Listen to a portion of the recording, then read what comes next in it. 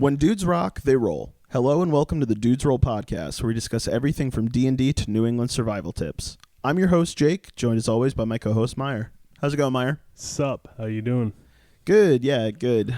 Snowed in. Oh my god, it's so much snow and we're only getting more. Yeah, I went outside to clean my car and you were out there in your shorts cleaning off your car, and it's coming down out there. I'm a true New Englander, dude. True. I go out. I almost went out in flip-flops. all you other need is your Dunkin' iced coffee in one hand. Yeah, I'm not that New England, but Dunkin's is pretty good. Yeah, Dunks. Yeah. They should sponsor us. See, we had Aldi's last week. Yeah, we got Dunks this week. Yeah, I'm ready. I'm ready for any sponsorship. So yeah, it's going crazy out there, and we're trying to be warm and be bundled up in here.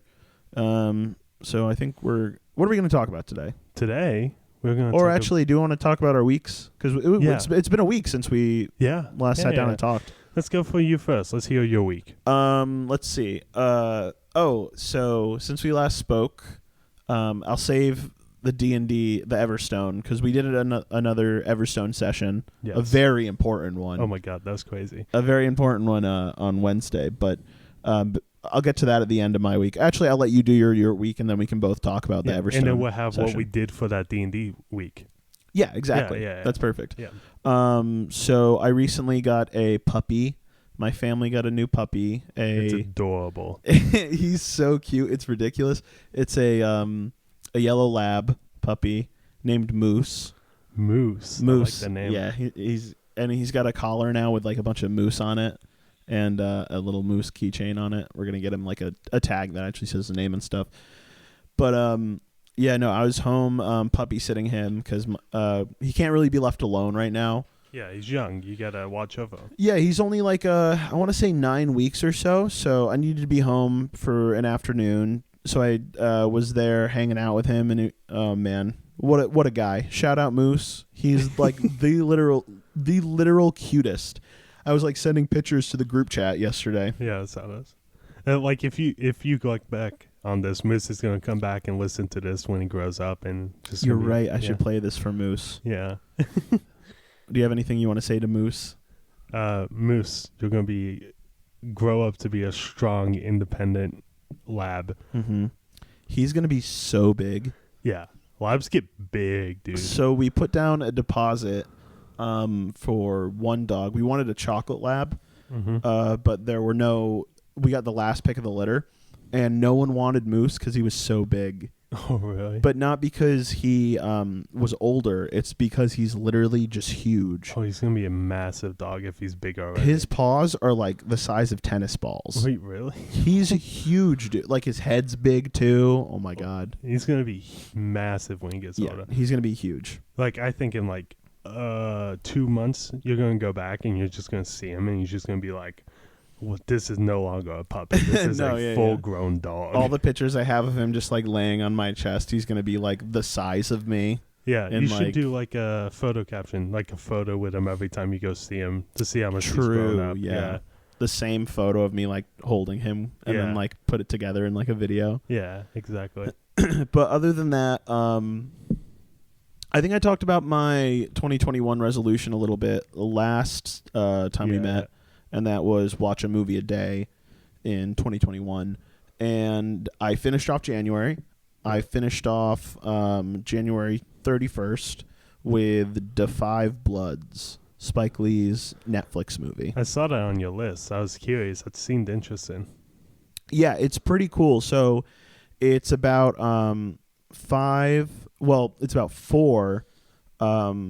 black Vietnam vets who go back to Vietnam to so back when they were fighting in the war, they had this like little group called the Bloods. Yeah. And tragically their leader died in battle. So and he accidentally got left over there. Like it was in a firefight, so they had to retreat and leave his remains there. So they're going there now as like 60, 70-year-old men to go find his remains and then bring them home for his family. But there's a twist. right. Spoilers, though. No, this is in the trailer. Or at least I'm pretty sure it is. It's the main plot. While they were fighting and they were young during the Vietnam War, they found a crate full of gold that was supposed to go to like a Vietnam anti-Viet Cong people. Like they were helping out the Americans, and it was supposed to be like payment. And they captured the gold, and they were supposed to deliver it to like their company. But what they decided to do was, we're going to bury this gold and at a later date bring it back as reparations for the black community and also for us being black soldiers in this war. Yep. So they're looking for the buried treasure as well as the remains of their friend. Oh, man. That sounds like a crazy movie. He said they're like 70 as well? Yeah, they're old. Oh, man. And it's funny because one of them is a huge Trump supporter and wears like a MAGA hat the entire time. Oh, it's recent too. It came out last year, 2020. Oh, wow. I'm going to have to watch that. That sounds good. Yeah, it's definitely going to be up there for awards. I don't know if he's the main character, but one of them that has the most screen time is totally going to get a Best Actor nomination. Oh, really? He's got a monologue in the jungle, and he's like alone, and he's kind of going a little crazy, and he's talking to himself, and he talks like one shot for like 5 minutes, and it's so intense. It's like when he gets nominated and they read out his name, that's going to be like the clip they show at the award show. Yeah. But yeah, I watched The Five Bloods. That was really good. I'm actually in the middle of watching Ocean's 11 right now. Oh, I need which to watch that. is so much fun. I was thinking of you when we were watching it. Yeah, we should have watched it together. Well, shit, we can watch it after this. I bet. Let's we can go downstairs and I wouldn't even mind rewatching because I'm halfway through it. And do you know what Ocean's 11's about? It's a casino heist. So yeah. It's a casino heist, and it's like this guy Danny Ocean is like a big heist guy. And he decides to get, I guess him included, it would be 10 other people to do this crazy big casino heist that no one has ever been able to pull off before. Yeah, similar to the other movie we watched a while ago. Older movie, probably like 80s. Older movie, 80s. No, probably sooner, 90s. I want to say 90s it came out. 90s? And it was a heist movie. Oh, you mean Heat? Heat, yeah. Oh, Heat was so good. That was a good movie. But yeah, Ocean's 11 is like, it's so good already. It's like tons of fun. Yeah, well, I'm excited for that. But yeah, other than Everstone, which we're going to talk about after we finish everything else, what did you do this week? I have not done much. I've been a little bit sick, not COVID. Don't worry. Right. Yeah. Yeah. Just like a stomach bug, headache here and there. But so I've been encapsed in my room all week. Mainly my room. I did a few other things, but most of my weekend consisted of me just sitting down, and I started a new TV series. Oh, really? Oh, yeah. What was that one you were telling me about? Yeah, it's Man in the High Tower. It's basically, it was a book prior, and it turned into Amazon Prime. Was it Stephen King? Was I right with saying that? I don't think it... Here, I'll look it up while you talk about it. Yeah. So basically, it is about... I don't want to give too much away because there is slight spoilers if I give the full plot. But it's basically if Germany and Japan won World War II and they drop an atom bomb on California and it cracks California in half. They dropped it right on the fault line, and California separated and went out into the ocean. Oh. Yeah, it's pretty crazy. It's actually by Philip K. Dick, which he's a big science fiction writer. I'm pretty sure he wrote Blade Runner. Oh, okay. Yeah. Okay. Yeah. But that sounds awesome. It sounds really good. Yeah. And you're already on season 2, right? Yeah. I don't know how many seasons there is. That might be the newest one, but it's fucking crazy. It's plot twist after plot twist after plot twist. Are you watching it on Netflix? Amazon Prime. Amazon Prime. Prime right. Original. Right. Oh, that's awesome. Yeah. That's cool. Usually Prime Originals are pretty good. Yeah. Another one that I watched but didn't finish was Jack Ryan with John Krasinski. Right. Yeah, that was really fucking good until I was just like, I can't watch any more of this because I'm wasting my life away. What's that one about? Is he like an agent? It's Tom Clancy's Jack Ryan, and it's basically this. The first season is about him hunting down a terrorist that is trying to blow up a big thing in in New York, I think, Mm-hmm. whatever, and he finds him, I think, or whatever, and they have their back and forth. But he's a financial person in the CIA. Oh, okay, cool. So he finds people's bank accounts that are being transferred that could be illegal activity, and he shuts them down and he follows the traces. Mm. So that's basically the whole thing about him. So it's pretty cool, but as someone that does financials, he probably wouldn't be in these high action moments, even though he is. Yeah, he's like an accountant doing like gunfights and stuff. Yeah. But he is a CIA pretty agent, funny. so I guess it does make sense. And he's like jacked in it, right? Yeah, I think so. That's crazy, dude. I watched it a while ago. Going from like season 1 Jim of The Office to like to action movie star. yeah, right. Yeah, and he also did Quiet Place too, right? He did. Yeah, he Yeah. directed that too. Yeah, I know. It was pretty cool. I like that. I don't know if I'm gonna. The second one's coming out, right? Or did it come out? It was supposed to come out in 2020, but Yeah, COVID. Yeah. So I think it's coming out 2021.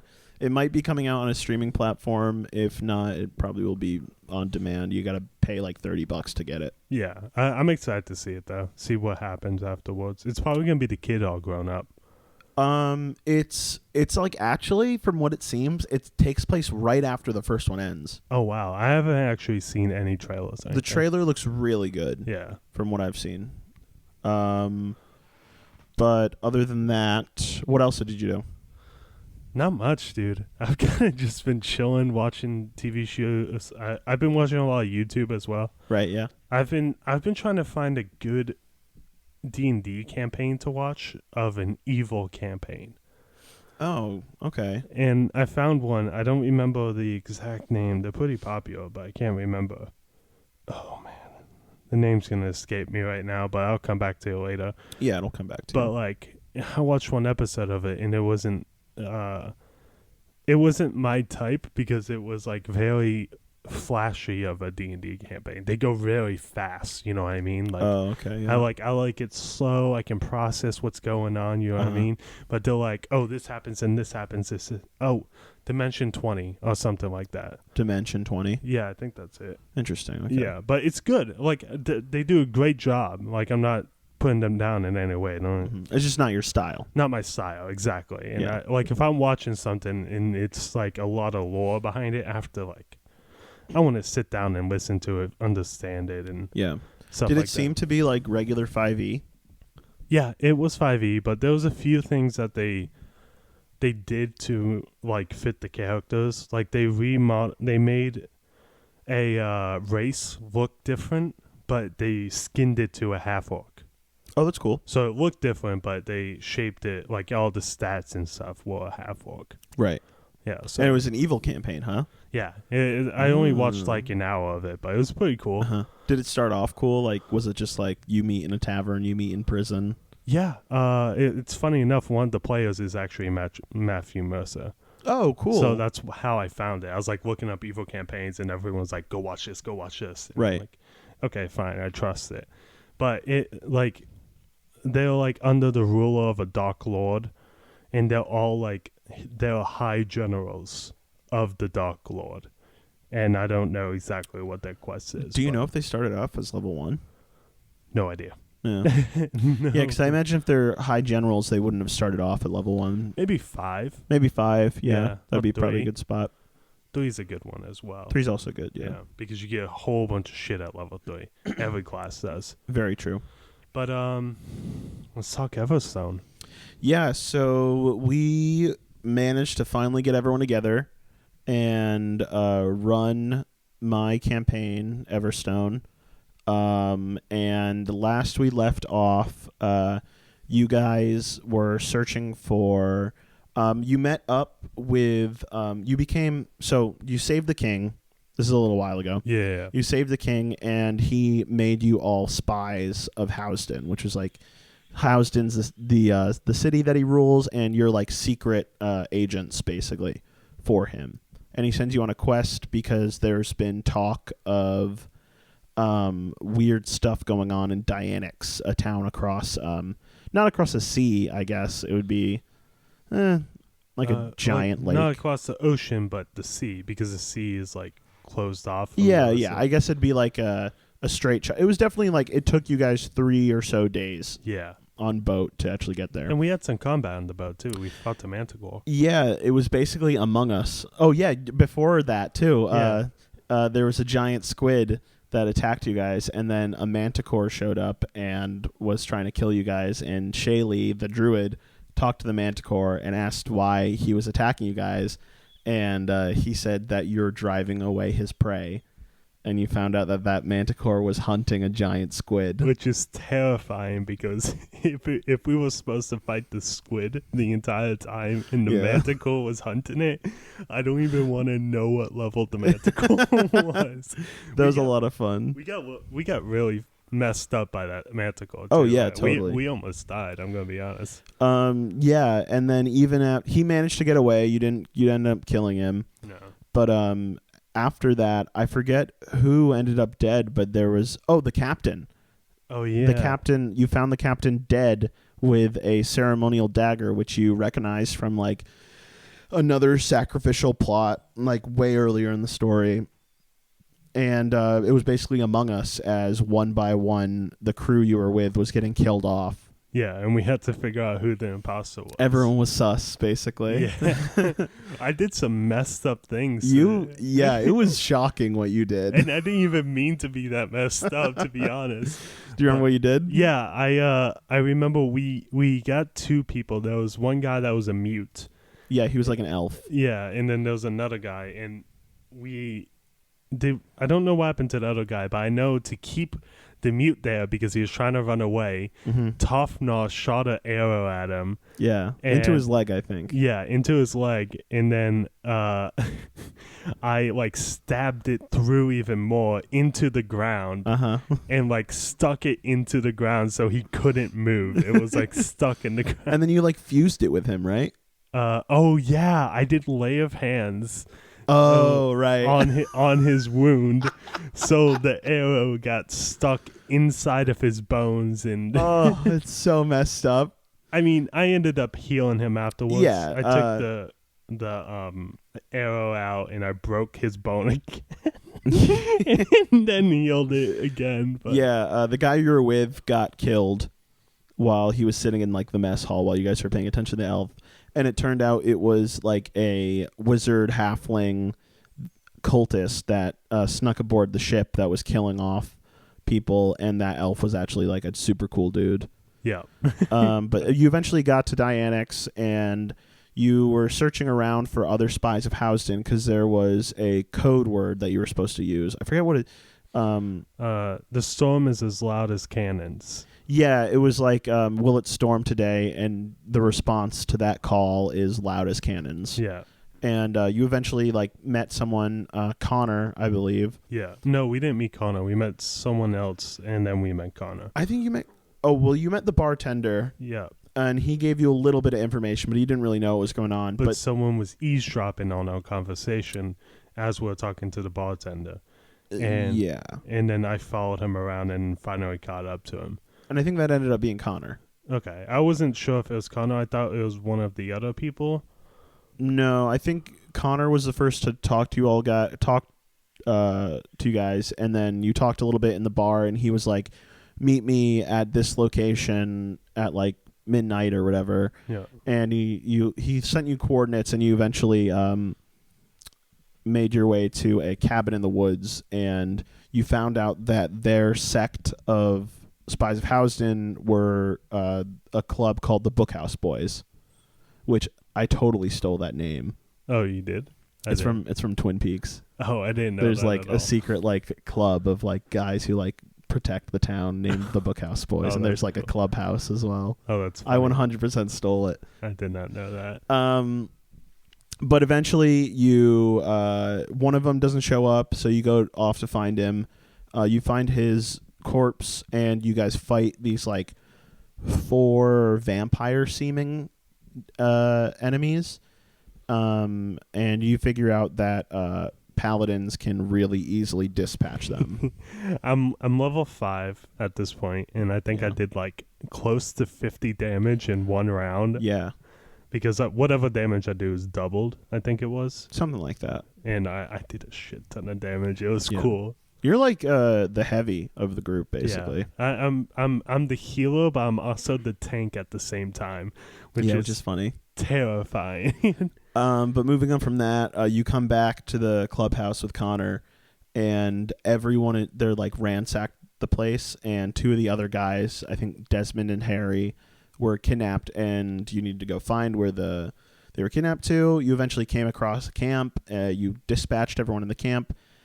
You found a trap door where everyone went down. Pierce and you had your moment, your heart to heart. Yep. Tofnar showed back up because he was like away for a little bit.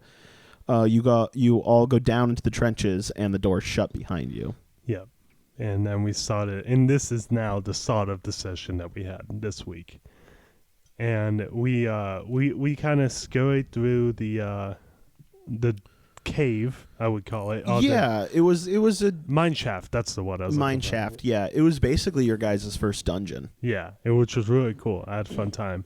Mm-hmm. And then we kept walking. We were being cautious because traps and everything like that. We didn't know what we were walking into. And then one of our players left. Yeah. Like he had to go back to school. Yeah, which is he doesn't go to school near us. It was Bruce's brother, and he goes to school somewhere else. So he decided that he didn't want to play with us anymore. So he wasn't there, but we walked on a trap, and Tofnar and him were leading the way. And Tofnar saved on a dexterity check and jumped out the way. But this character, Sydney, I think the name was it. Sandy Cheeks. Who was like a frog person. Yeah. Fell to their death into a spike pit. Yeah. Unfortunately. Yeah. Very unceremoniously too. Yeah, everyone was just like, "Oh no!" Yeah, like you guys. I remember I was like, so who wants to go first?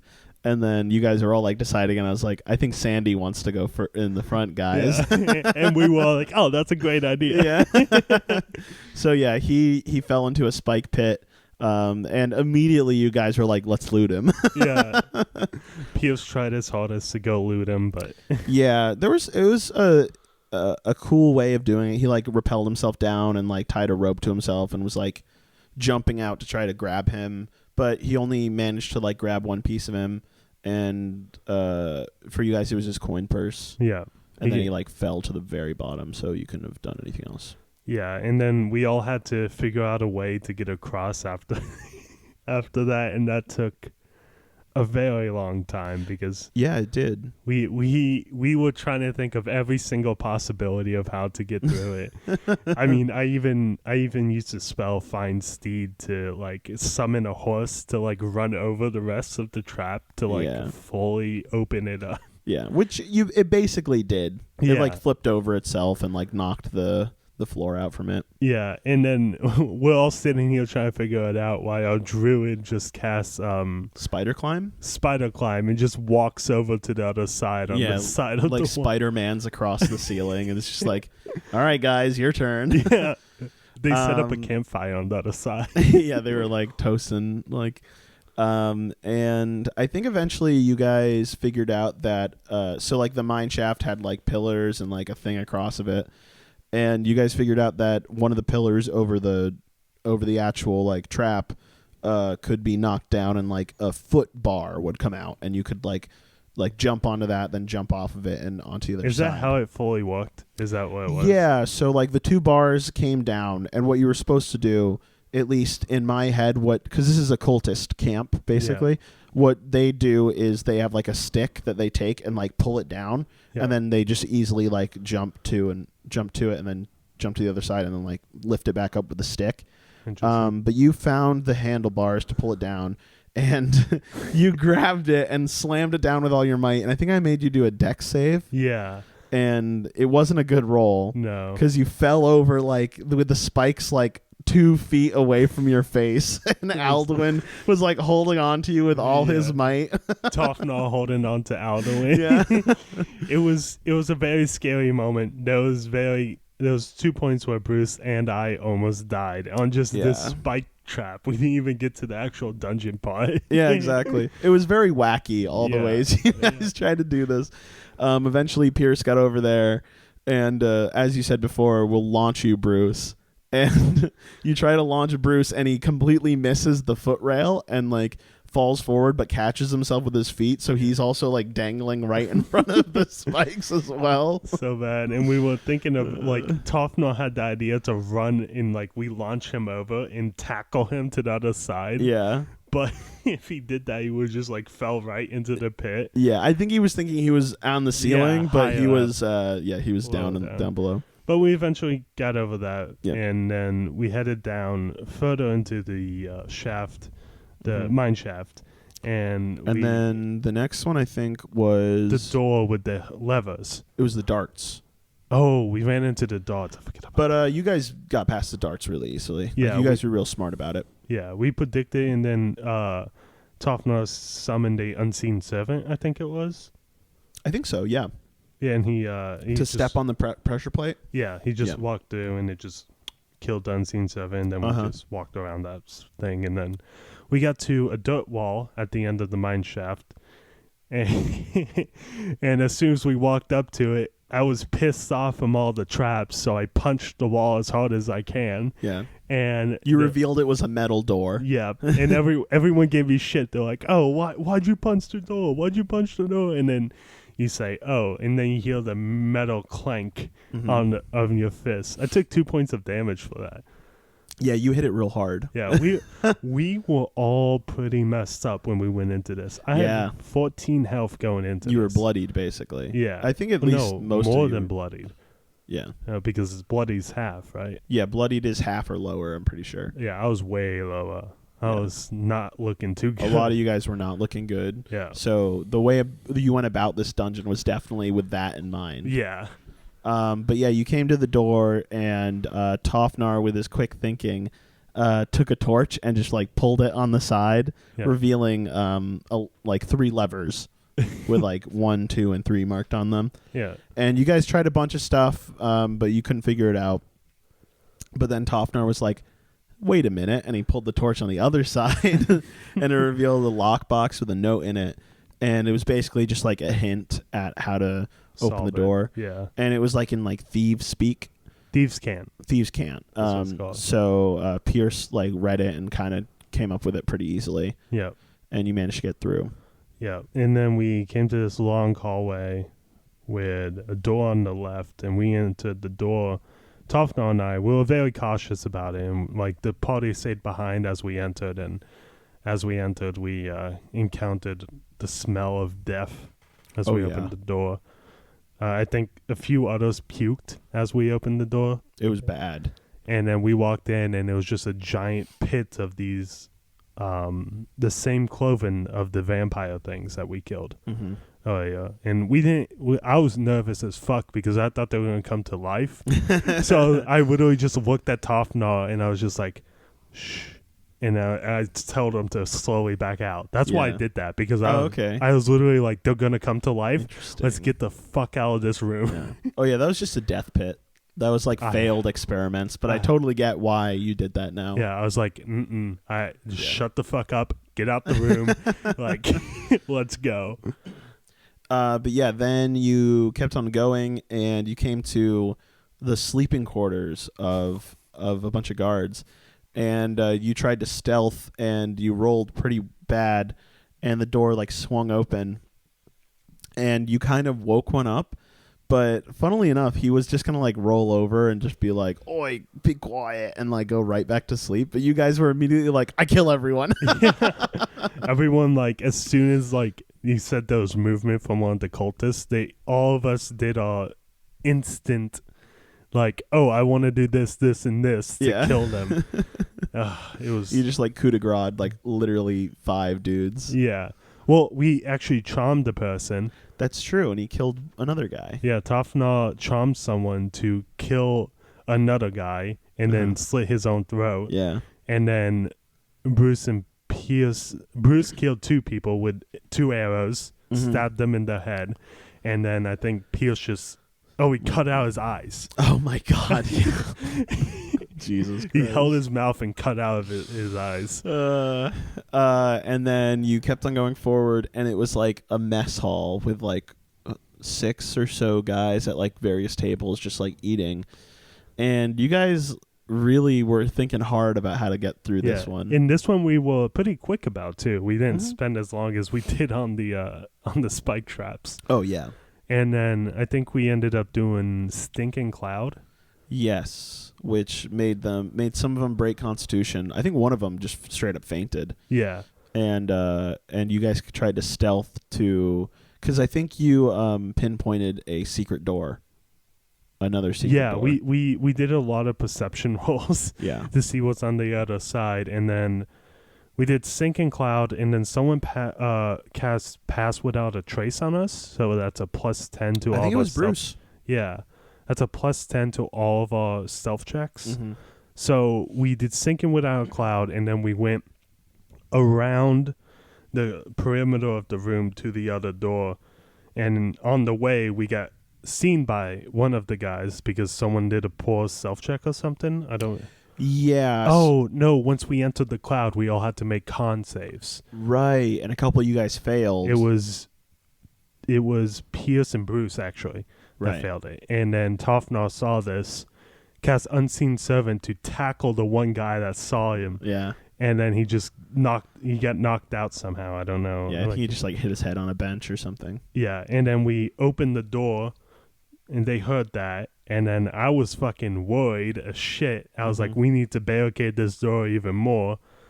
And then we took 2 swords that we found from the people we killed earlier, and then we stabbed them into the ground so you couldn't lift it anymore. Yeah, because there's like a bar on the floor that you had to lift up. Yeah. Which was good. And then you guys made your way forward.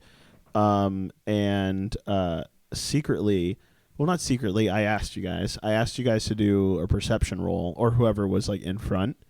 And I think Tofnar was in front. I was too. We both were. Okay, yeah. I made you both do perception rolls, and you both failed your perception rolls. Yeah, it was not good.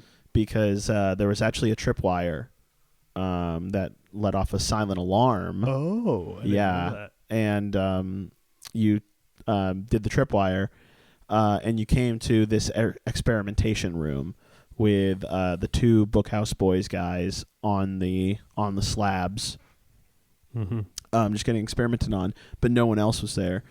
And Bruce went over to the one that was still like alive and moving around, and he said to him, "You tripped the wire, didn't you?" Oh, I'm pretty sure I had him say that.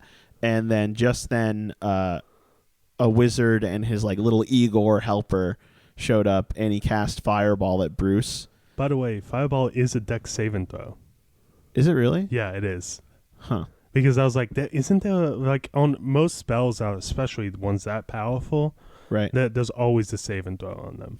That's funny, because I remember looking up Fireball, because I always look up the spells that I use. Yeah. And I don't remember reading about a dex save, but maybe there was. I looked it up later because I was like, I've heard it used before in other campaigns, and people always make a dex save and throw. And it's... I was like, I'm pretty sure that it is, but I just went with it.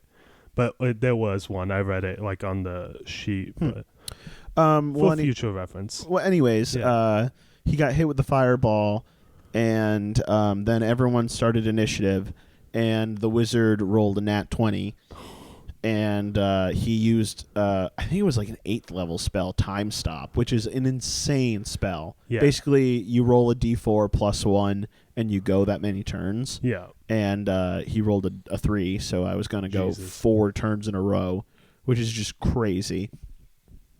But he came up to Bruce and picked him up by the throat and stabbed him right in the neck.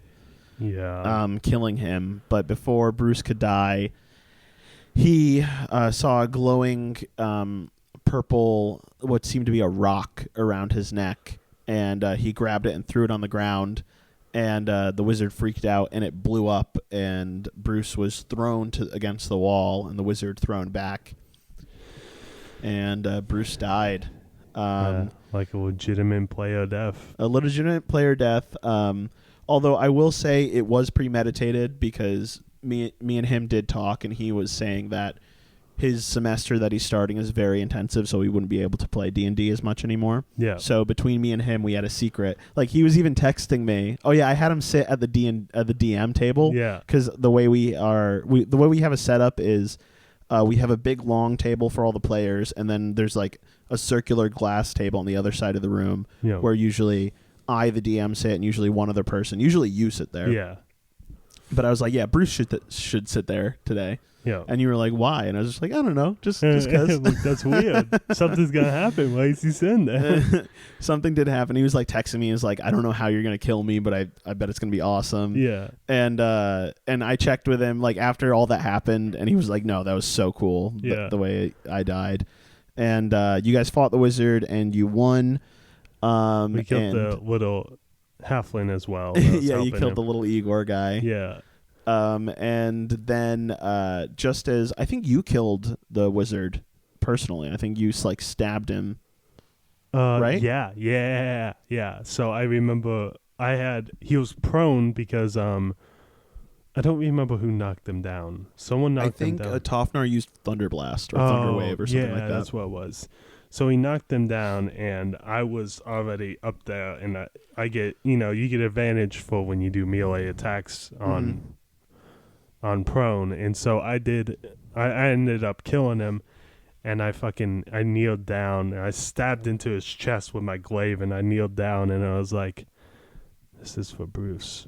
And I pulled it up, and then I spun my glaive around and stabbed it into his head. Yeah, it was pretty awesome. Yeah. By the way, I just did look up the fireball spell. It does have a dex saving throw. Yeah. I don't know why, because I've looked it up like 3 times. I don't know. It doesn't matter. Everyone makes mistakes. Yeah. But yeah, and you stabbed him, and he like let out his hand. I think he said something. Oh, he said the big bad's name. Oh yeah, you're gonna have to remind me. I forgot. I just used a D&D name generator. Oh no! It was like Donautilus. We'll say Donautilus. Well, whatever you want to do, you can think about it more if you want to. It was something like that, and I liked it because I went through like 2 pages, and I was like, that's a good name. Yeah. He was like, the Nautilus will overcome you or overtake you, something like that. Yeah. And he opened his hand, and a pendant was there, and it turned to dust. Yeah. And then all around you, like the room started shaking, and like rocks started falling, and you all had to make like really quick moments to search the room. First thing I did was search that wizard. What did you find? I finally got a bag of holding, boys. I finally got it. W in the chat. I need 1 more, and I'm going to the astral plane. You're not going until you're like level 10. Come on. I'm going to the astral plane before you know it, brother. But yeah, everyone else found magical items as well. Pierce took a trophy from Bruce. And you picked up Bruce to run out of the room with because you found a secret exit. Do you remember? Yeah. We found a secret exit that was like blocked by a bookcase. Mm-hmm. And the building was falling apart. It was about to be encaved. So I was thinking with expediency, I should just run through it. Totally. And it took you a couple tries, but the first time you did it, something fell over and you picked it up, and it was a map. Yeah. And you didn't even have time to look at it. You just pocketed it. Yeah. Did you throw it in your bag of holding? I threw it. I said, I was like, I put it in my bag of holding. Drop. And then I ran through the fucking bookcase again, and I broke it that time. And then as we're about to run out, I was like, oh, wait a minute. We need to save Bruce's body. Bruce is there. So everyone booked it out. Before that, though, everyone, I made everyone roll perception because I picked out a few magic items, which will relate back to what the topic is of this episode. I picked out a few magic items. Oh, wow. Yeah. I picked out a few magic items for everyone to like be like, okay, if they roll perception rolls this well, this is like a really powerful wizard's like experimentation lab. It would make sense that he would have magical items everywhere. Yeah, for sure. So everyone picked up a good magical item. I think 2 people actually like kind of basically failed their perception rolls. Yeah, it was Pierce and Alduin. Pierce and Alduin basically failed their perception rolls, and I felt bad Yeah. giving everyone magic items, but like 2 players fail it, so I'm like, sorry, you don't get anything. Yeah. But I decided to be nice guy DM and was like, do you want to check somewhere else? Yeah. And eventually everyone got their stuff. But yeah, then you guys make your way and you're booking it out of the collapsing mine shaft. And as I was carrying Bruce, we all have to make dexterity saving throws. Yep. I roll on that 1. Mm-hmm. And I was at 1 HP at this point. Yeah. So, and I was a bit farther behind the party, so there was a very high chance that I could have died right there. But luckily, Jake used a nat 1 generator to. I did, yeah. I used a 1 to 100 nat 1 generator, and I rolled a 72. Mm-hmm. And I looked it up, and it was you lose a weapon. Yeah. And so my glaive broke in half, which sucks, but I could have very much died right there. Yeah. Like, that could have been 3 player deaths in one campaign. Yeah, seriously. Which, we talked about it. I'm okay at this point with dying as Lord Myer. It just sucks, but if it happens, it happens. I mean, like, if I rolled something and it said on the list, like, you take 5 points of hit damage. Or something like that. That would have been it for Lord Myer. Yeah, exactly. It was literally the dice gods smiled on you that day. I got lucky. But, man, 3 player deaths, that would have been fucking insane. Yeah. I mean, 2 of them premeditated, 1 not. 1 not. 1 just by chance would be crazy. Yeah. But yeah, and you make it out, and you are at the crest of where the Bookhouse Boys Clubhouse was. And that was the end of session. That was the end of session, which was that was a really fun session for me. Yeah, I had a lot of fun with that one. Yeah, it was a lot. That was a good session. That was probably one of my favorites, especially because the entire time I was worried about dying because I was so low health, dude. But I guess we should get to our main topic of the episode. We had a topic, but we were just so infatuated with that episode that as I said before, we were going to talk about magic items, and recently Myer picked up a what is it called? It's just like the deck of magic items, basically. Yeah, there was a box from D&D itself, from Wizards of the Coast. And they sell magic item cards. And we were just going to take a few, pick them up, and read what they do and talk about them a bit. Yeah, each of us takes turns to randomly pick a card, and then we read off what it does and all that stuff, and then we kind of just discuss on its uses in world and where we'd think it'd fit in. Yeah, so the first one we got today is a Wand of Enemy Detection. Oh, this is a lot of reading. Yikes. The rarity is a rare item, requires atonement, and this one attunement, thank you. Atonement, attunement, same difference. The wand has 7 charges. While holding it, you can use the action and expend 1 charge to speak its command word for the next minute. You know the direction of... Sorry, it's dim light in here. Of the nearest creature hostile to you within 60 feet, but not its distance from you. The wand can be sense the presence of hostile creatures that are... Oh man, I can't see in this light. I'm also blind as hell, and I don't. You're have also my not wearing your glasses. Yeah, I'm not wearing my glasses. Hold on, use your phone flashlight. Oh, thank you. I was going to turn on the light, but that's way better. Okay, there we go. Let there be light. The wand senses the presence of hostile creatures in the ethereal, invisible disguise or hidden, as well as those in plain sight. The effect ends if you stop holding the wand. The wand regains 1d6 plus 1 expended charges daily at dawn.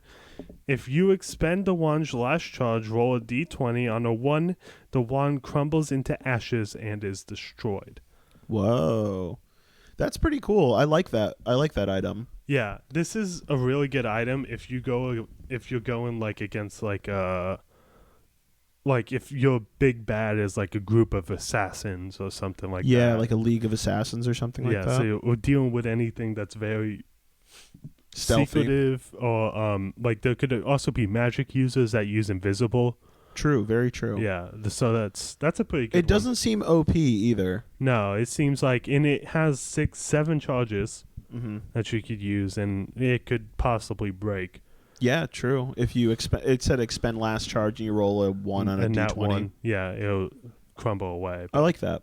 If so let's see. So you guys leveled up last time. So we're 6 now? You're 6. Or 7? So if I were to give that, you're 6. 6, okay. If I were to give that to you guys, I would probably nerf it to be, I guess, 2 a day. 2 a day? I would say like 4. 4. I guess 4 is a little bit better because it isn't like a. We don't use it that much. You wouldn't use it that much. That's true. And maybe like a D4 plus 1 to regain. Yeah. And maybe if you use all of them, maybe like a 1 to 4 on a nat D20. Give it a little bit more spice to it to maybe losing it. I mean, it's also like there's we don't see a lot of things that are hidden around us. Like our current people that we fight are pretty open about what they do. So far, yeah. Yeah. I mean, we haven't reached any like everyone knows what the cult is. Everyone knows that the cult is alive. And yeah. It just, people seem scared of it. And it's only 60 feet too. It's not like it's 1,000 yards or something like that. So. Yeah, you guys have encountered you've had a few combat encounters where you weren't exactly sure where someone was. This one especially. Yeah. It also would have been helpful for those vampire creatures and also the halfling on the boat. Yeah. There's only been 3 out of probably 20 encounters? Yeah, 15 to 20 encounters that you guys have done. Because mostly, you guys have fought like one-on-one dudes. Yeah. Or like a wizard. Yeah. Alone, or now with a wizard with like a little minion. Yeah, so it's not crazy, but no, I like that item. Yeah.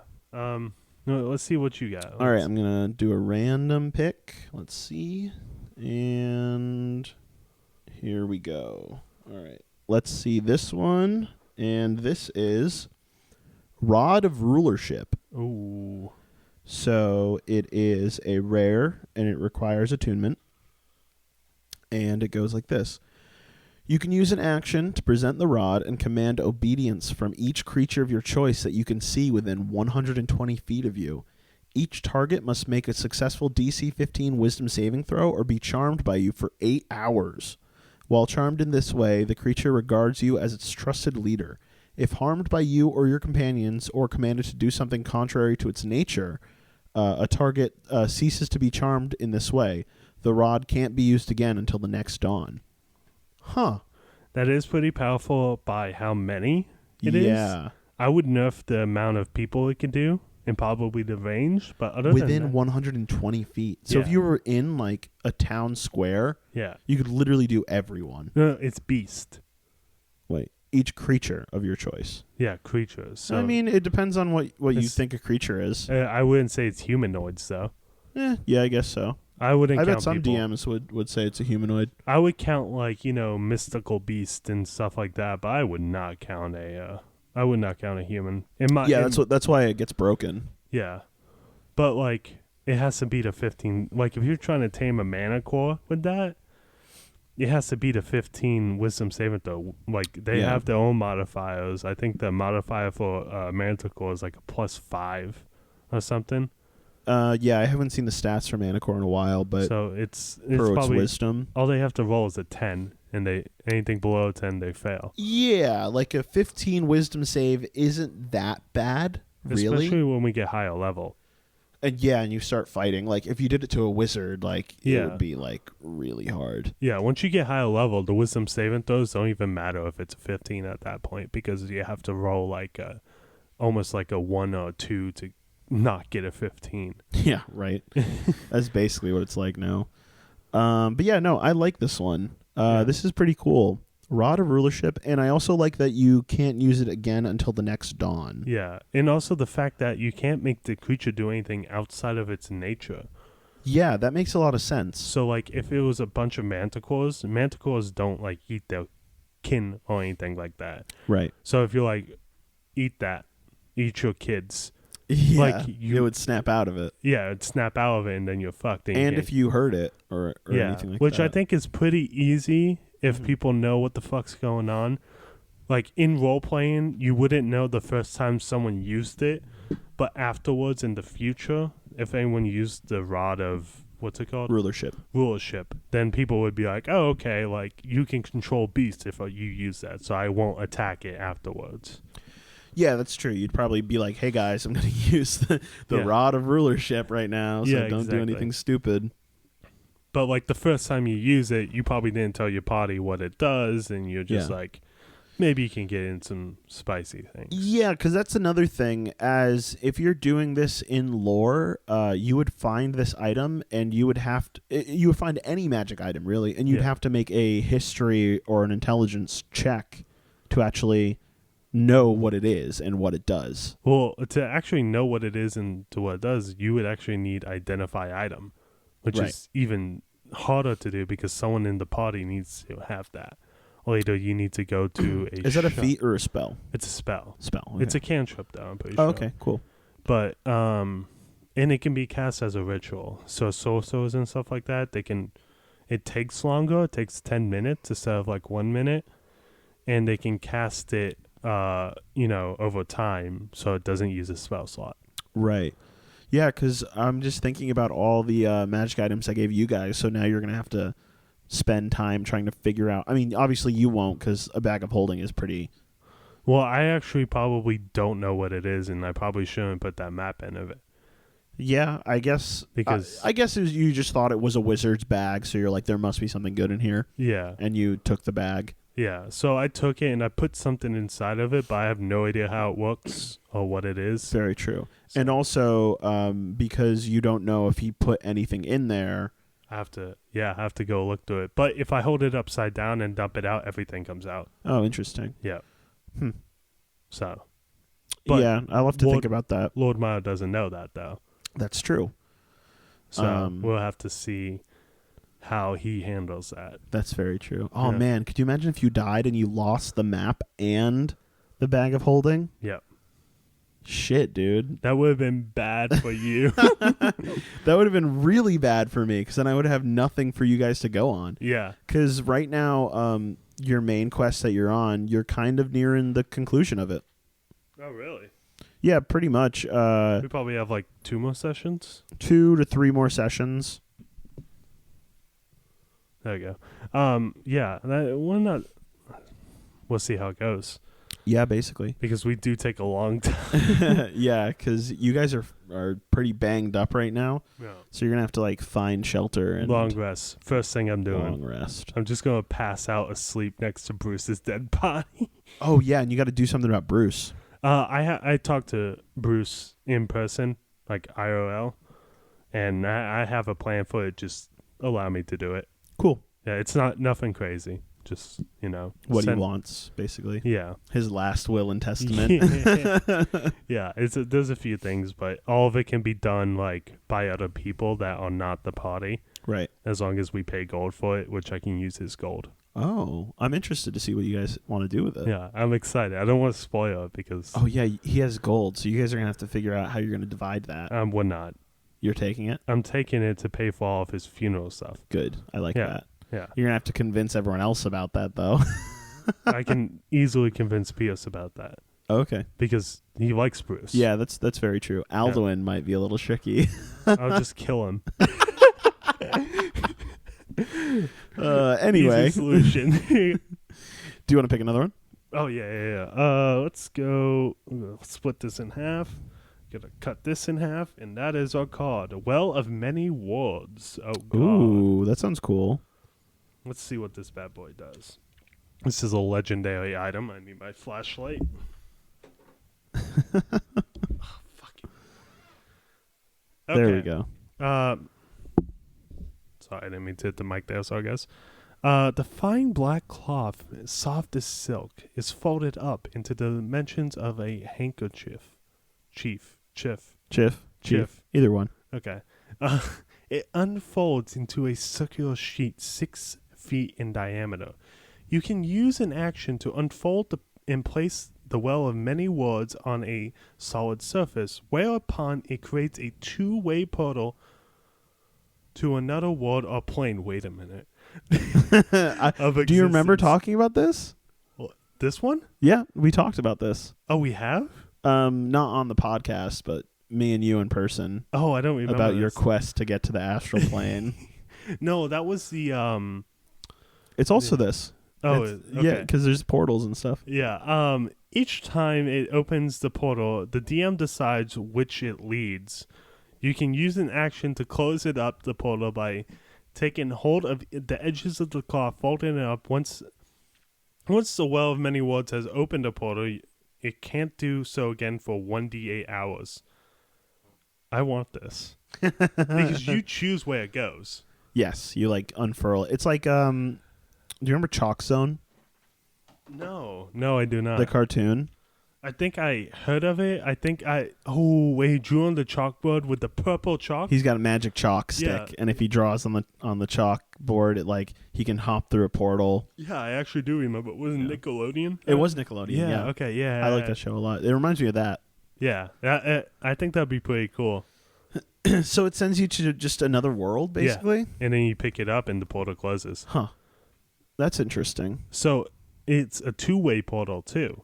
Yeah, so you could go in and go out. Yeah. So if you open it, you could be like, okay, make sure no one touches this portal while I go in here. Let me grab some shit and then come the fuck out. Yeah, I guess, so like putting it in the Everstone's world, I don't really have multiple worlds, so I guess it would just be another part. It could be like of the planet. Yeah, another part of the planet, or it could be any of the planes that exist in the D&D universe. That's true. Yes. Or you can send it to my world. Oh my God! Could you imagine that crossover episode? Wait, that would be sick. That would be actually really fun. Yeah. If just like one or two of us hop through. Maybe that's like I have no idea what else to do in Everstone. Here's a well of whatever it's called, and we can just like... Because for shits and giggles, I'd fucking jump into that shit. Yeah, but then that'd be in your world, so that means you'd be Lord Myer in your own world. How would that work? Because I'm not DMing that. I would DM it. You would DM and be a DM? If we are taking, like, you know how we switch back and forth if the parties, like, situates, Sure. So as long as they're in your ward, you'd be DMing that ward. Whoa. But if it comes into my ward, I'd be DMing it. Wait, that's so cool. That could be really sick. That could be really cool. Playing two characters at once is kind of insane. Yeah, that is insane. Because you have your... Well, no, you're a DM. Yeah, I'd be DM, so I have to play... You have to be every other character that's not a player character. So I'd have to play Irix, I have to play Tom, or anything like that. And that's even if we end up near our people. Like, near the other party. That's true. You could just be, like, on the other side. Yeah, I could just be... Oh, what if you guys go through and you accidentally start the conflict of, like, the party that you guys... are in your world. That would be fucking insane. That would be insane. Yeah. Whoa. We'll have to talk about it. We'll remember this. Yeah. We'll remember this. You're going to have to, after you see this next session I have planned, we'll see how that goes over. Yeah, I'm so excited for it. Because I have so much planned. I am so excited. I can't wait to talk about it next week. Speaking of which, like, I know we call my session Everstone campaign. Does yours have a name yet? Have you come up with it? I did, actually, but I can't reveal it yet. Oh, okay. That'll happen this session? Maybe. Maybe. Okay. We'll see how my NPCs react. Oh, interesting. Yeah. But yeah, Well of Many Worlds. That's what it's called, right? Yeah, that's the name of the magic item. One more for me? Yeah. All right. Maybe we'll do like one more each. Yeah, one more each. Yeah, that'd be fun. Actually, the next one I have, I created. Oh, right. We did talk about this. Yeah, I came up with like something, but it's not that good. Mine's not that good either, but it's kind of a spitball idea. So this one, I think, is just going to be a joke one. Yeah, this one's a short one. Ring of Jumping. Oh, no. So this is uncommon, requires attunement. While wearing this ring, you can cast the jump spell from it as a bonus action at will, but can target only yourself when you do so. Huh. That's funny. Yeah. I feel like that'd be more for like lore reasons, like your character has this, rather than you like find it and like use it, you know? Well, it could also be like if you're in a dungeon, you guys fall off a cliff in the dungeon, Uh-huh. you can use jump. Can you do that to negate fall damage? Well, it depends on how high they can jump. Yeah. Oh, well, to negate, yeah. Because if you're falling off a cliff and you cast the jump spell, then yeah. could you jump in the air? Is that a thing? Well, I guess yeah. It'd be like double jump. We'd have to consult what the jump spell is, but that'd be cool. Yeah. Or if it's like a trampoline, like you just hit the ground and you just like boing. It would be cool to see if you could get out of like falling into traps like that too. Because if there is like a double jump where you can jump off of air. True. Yeah. Like you could just boing right up. Because you guys haven't encountered any fall damage in my campaign. I think we came close one time. I think Pierce came close because he was on rooftops. Right. And he almost fell off, but he luckily saved it. Yeah. Because fall damage is pretty nasty in 5e.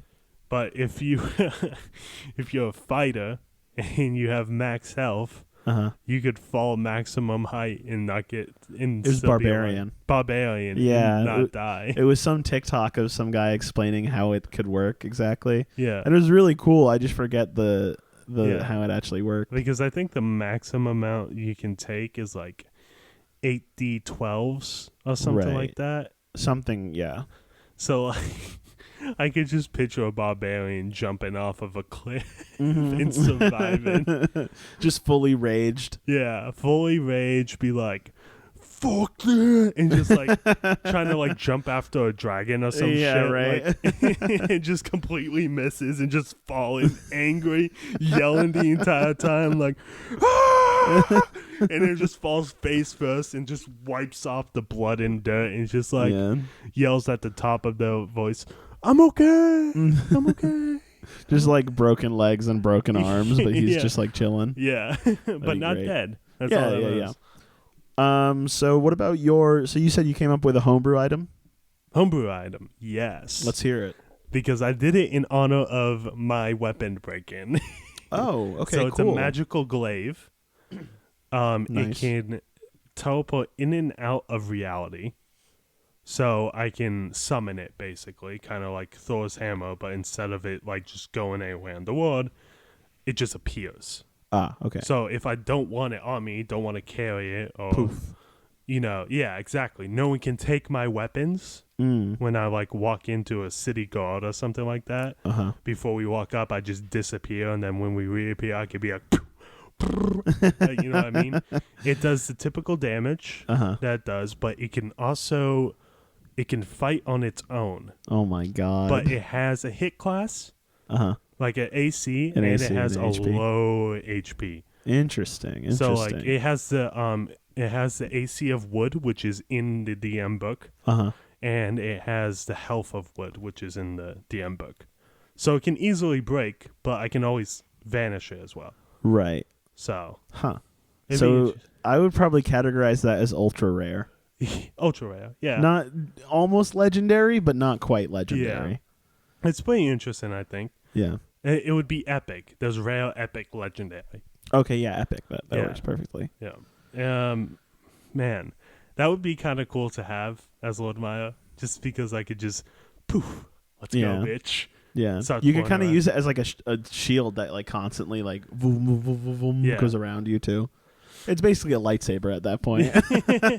I don't think it can do like crazy feats on its own. It just like, can just slash. If I have another weapon on me, like I steal someone's weapon, I could do a longsword hit, and then it can do its hit. You know what I mean? Right. Yeah. Which I think is cool, but it wouldn't have the pluses that I have. It would just be a straight hit.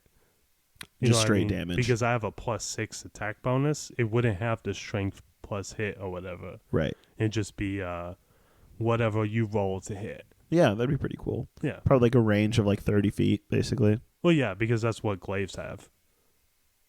5 feet. Or 10 feet. 10 feet. Polar Master. Yeah. Right. Well, it's how long the thing is. Right. So, I think Polar Master makes it 10 feet. well, it's however long it should be, but yeah. You're not going to have a 30-foot long glaive. I mean, I could. Okay, now it's a legendary item. Well, I do have a bag of holding. This is true. You do have a bag of holding. Yeah, so I could just put my legendary glaive that is 30 All right, feet that's long. it. I'm nerfing your bag of holding. No. I'm the DM. Whatever I go says. Nope. Whatever I says goes. Whatever Ghost says. We have anything else we want to do in our god? Yeah, why don't we each do one more card and then we'll call it the podcast. Okay. We said that last time, but we'll do another one. I like this. This is fun. Let's see. Ooh, Robe of Eyes. I got my light. I got a flashlight. Okay, have it ready. I can do this. I was getting in character. What's it called again? Robe of Eyes. Of it is eyes. rare. Interesting. This robe is a beyond with eye-like patterns. While you wear this robe, you gain following benefits. The robe lets you see in all directions, and you have an advantage on wisdom, in parentheses, perception checks that rely on sight. Ooh. You have dark vision out of the range of 120 feet. You can see invisible creatures and objects, as well as the what's that word? Ethereal? Ethereal plane out of the range of 120 feet. That's crazy. That is crazy. The eyes on the robe can't be closed or averted. Although you can close or avert your own eyes, you are never considered to be doing so while wearing the robe. Oh, I can see how that's very, very bad. Wait a second. What was that? You can never be considered doing so? Yeah, so if you're wearing the robe, you can technically never close your eyes. Oh, no. Yeah, or avert your eyes. Because you can see in all directions. Yeah. I know one enemy that could really fuck you up if you have the eyes of the robe. A light spell cast on the robe or a daylight spell cast within 5 feet of the robe causes you to be blinded for 1 minute. At the end of each of your turns, you can make a Constitution saving throw DC 11 for light and DC 15 for daylight, ending the blindness on a success. Damn. Yeah, that's cool, but that's also definitely got its side effects. Oh yeah, and it's only a rare item as well. Right. Medusa would be a bitch. With that robe. That's exactly what I was thinking. Yeah, that would not be fun. No, not at all. At least you can take it off, right? You can take the robe off. Yeah, you can take it off, but like if Medusa even looks at you before you have the chance to take it off, you're stoned. Yeah, you're immediately stoned. Oh, would the robe be stoned? I would say technically because you're seeing it, you would turn to stone. I mean, how would you do it? Because it's a player death. Stone is a player's death? Stone is not a player's death. No, if you turn to stone by Medusa, there's no way to unturn to stone by Medusa. I think you just kill her, and then you're fine. What? No. In the original lore of Medusa in Greek mythology, when she in the original lore, but we're talking about D&D 5e. Yeah, well, they base it off of, the lore of Medusa. We're talking about Medusa, not people that can turn things into stone. I know we're talking about Medusa. Yeah, Medusa is... If you kill her, it just stops the tyranny of her. That's all it is. Okay, so I'm going back to the horror story we read last week, was where someone rolled spot and rolled really well and turned to stone. I don't think, as a DM, I would not think that means that they die. I think that they are under the spell of Medusa, and that she must be killed to bring you back from being turned to stone. Because otherwise, you would never fight Medusa. You just run away. Unless you know you're going in to fight Medusa. Unless you're going in and to fight Medusa. But that is seriously OP if that's the case. And I don't think it's the case because it's that OP. Well, I think Medusa's a level 20 challenge rating. I don't know. What do you mean? Like, you have to, like, that That is a boss for level 20. That's how I see Medusa. I mean, if you want me to, I can look it up because I don't. I think it'd be like a level like 5 challenge rating. Really, Medusa? Yeah. I think she's way higher than that. No, because the only thing she has is she can turn people to stone. Yeah, but she also is like a super strong serpent goddess. We're not talking about Medusa from mythology. We're talking about a Medusa. Yeah, no, Medusa is based off of the goddess creature, and it's like Yes. In D&D 5e, there should only be, in my world, let's put it this way, in my world, if we were to have Medusa, there would only be one. There wouldn't be like 100 of them. Okay, in my world, there's 100 of them. Okay. That's a creature that you fight. Yeah, no. Medusa is a goddess that you fight, and that's level 20. Because that's how it is in the mythology. If I'm going to pull anything from mythology, it's going to be real. Like based off the mythology. It's going to be coming from D&D 5e. Like not from D&D 5e. It's going to come from the mythology, and I'll use stats. But if you take everything from the mythology, then like there's so many more enemies and characters that are incredibly OP to think about. Like what? Like, for example, just like another god. Like that moment where you like kind of fought a god. Yeah. If we actually were kept with mythology, it could literally just crush you and you'd be dead in a second. Yeah, but it didn't want to. That's the thing. It did want to. It didn't, though. It did. It wanted to kill you. Well, there was also another god fighting at the same time. Yes, but you're immortal. It could just... You're dead. I think there is, like... I think there is some... Like, if a god wanted to kill you, they could strike you down at any point. Yes, I think that's true. But there's also, if there's this case of, like... In my case, when it came to Lord Myer, I think it was, like... The god Illamar was fighting off the god Lavatar. It's not Lavatar, but it's Loviatar. Right. And so they didn't have their full strength in order to kill me. Because Illamar was trying to get through and speak to me and talk to me and make me one of his disciples. And that's how I saw it. So it was a battle against me and Illamar, not just... Okay, I looked up Medusa. In D&D 5e. In D&D 5e. Okay. Do you want to know what her challenge rating is? I don't care. It's 6. Okay, I don't care. Because I said before that I'd be a level 20 in my campaign. Okay. I just want to put it on record. Okay.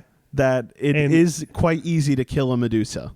But that's the thing you're messing up, because Medusa was never a Medusa. It's the Medusa. But it is a Medusa. It says if the Medusa sees itself.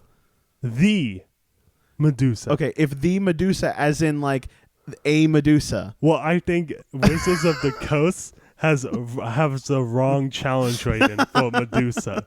Medusa needs to be way more powerful. I mean, she could be way more powerful in your version. In my version, I'm going to stick with this. Are you giving us Medusa? Is this what's going to happen? No, I'm not saying that. I just like... Give me Medusa. All right, if you fight Medusa, you fight her in your mythology. Everyone else fights her in my mythology. Bet. Okay. Because you want to be right. So. Okay, that's fine. That's fine. I stab my eyes out, permanently become blind. Solutions. And with that, I think we come to the end of this episode of Dudes Roll. Yes. Thanks for listening, all of us. Do you want to plug anything?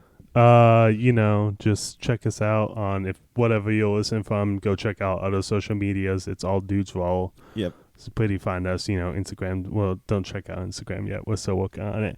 It's been a week, but we're still working on it. But check out Twitter, not on Facebook, YouTube, Spotify, Anchor. All Dudes Roll. Anchor, check out Anchor.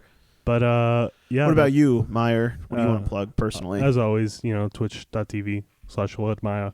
I don't stream, but, one day, maybe, if I have time. Yeah, maybe we'll stream something to do with Dudes Roll. That'd be kind of fun. Maybe we'll see.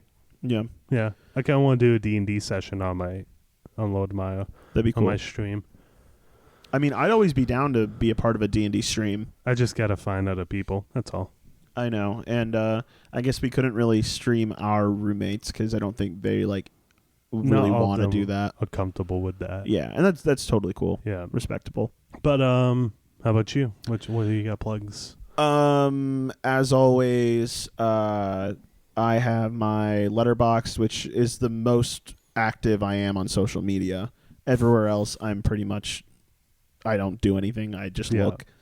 So check out my letterbox, Agent X Coop, all one word. My other podcast that's on hiatus right now, but we've got 7 or so episodes of the Nick, the Jake, the movies, all about cinema, by cinema lovers, for cinema lovers. I had one more I wanted to plug. I remember after we finished, I was like, shit, I should have plugged that. Oh, you forgot to give you a phone number, which is 842. It is 972 444 5555. Shut up, Myer. I have a band. I play music. You do? Yes. What's it called? You know this. It's called Flowers for Laura. Oh, wow. Oh, wow. This is the first time you're hearing about this, isn't it, Myer? Where can I find you at? We have doing a bit. Go with it. Okay. I have a couple songs on Spotify. I have a couple songs on my SoundCloud. I would suggest checking out the SoundCloud because that's the newer stuff, and the Spotify stuff sounds a little different. But right now I'm trying to finish up recording the record, and hopefully that'll be out soon. Self-recording music sucks. I hate it. Yeah, I bet it does. It does sound pretty shitty. But yeah, that's everything from us. Anything else you want to say before we go? No, that's it. Like I said, all on social medias and our personal ones. Just check it all out. Get on stuff. Yep, this was a fun one. It was a little more off the cuff, I would say. Yeah. Next time we come around, we should have your session. We'll talk about that on the podcast. I'm so excited. But until then, stay safe out there, travelers. And roll well.